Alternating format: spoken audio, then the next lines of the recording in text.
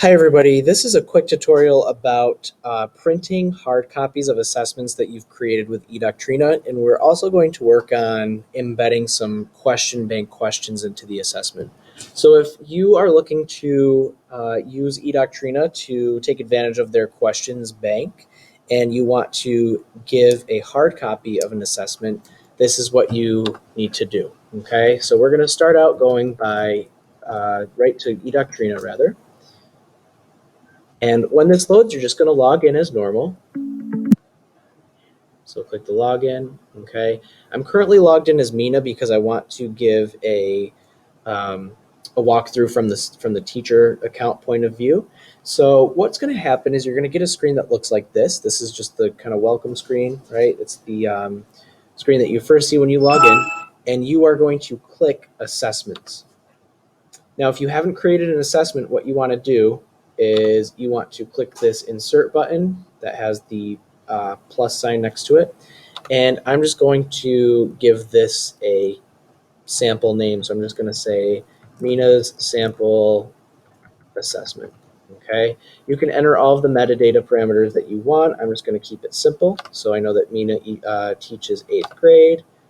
She teaches science. So I'm going to populate that data right in here. And then what I want to do in this case is I want to actually take questions from the question bank.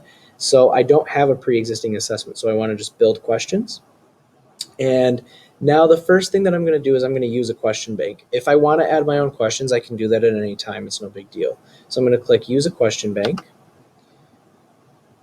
And I apologize if the bell rings. The period's going to end in 1 minute.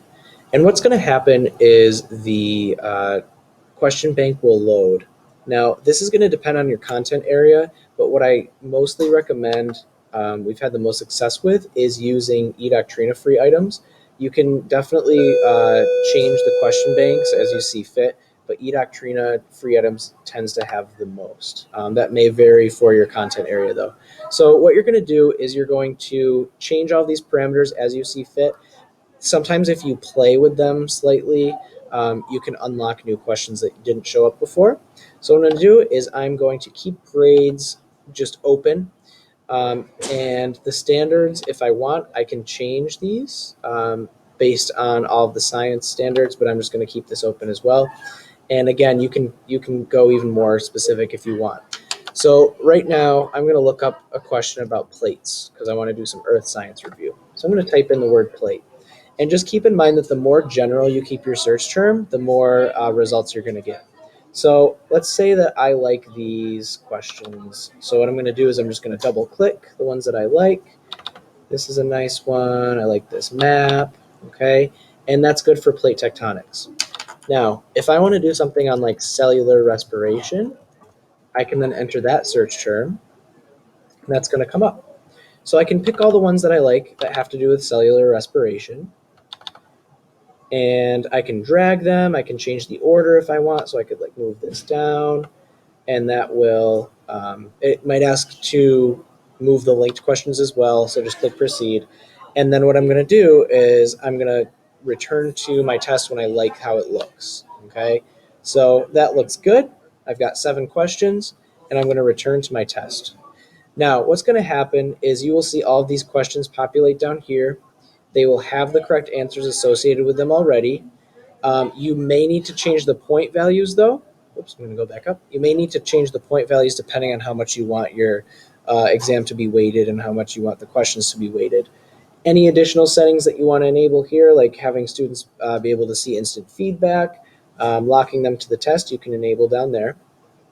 Okay, and then what you're going to do is you're just going to click save and close. Now, if you're giving this as a hard copy, those settings that I just talked about aren't really necessary because they're not taking it online. However, if you decide later to do it online, it's a good idea to look through those settings. So I'm just going to go to save and close. And then what's going to happen is I will be able to see my exam in this dashboard, but I might have to search for it. So I called it something to do with Mina, right? I called it Mina sample assessment. So what I'm going to do is just search for Mina like I did, and then I'll see all these options. So you can edit this, you can duplicate, you can view it online. What I'm going to do is, because I want to do a hard copy, I'm just going to click print. I can then change the format as I see fit. I can choose to include an answer key and even standards, other teacher instructions if I put them in. And I can change all of this stuff as well. So I'm going to hit print, and it will give me a preview of what's going to print out. And so we've got the test name here, MENA sample assessment. Name, date fields are up above, and everything is included very nicely here. You can, if you want to do a bubble sheet, you can. If you notice, some of these are numerical answers while others are, actually it looks like they're all numerical, never mind. So we are good to go with that. If they were mixed though, you could change that by editing your assessment. So from here, I'm just going to click print if I wanted to print it out. And the next thing that you'll see is an answer key.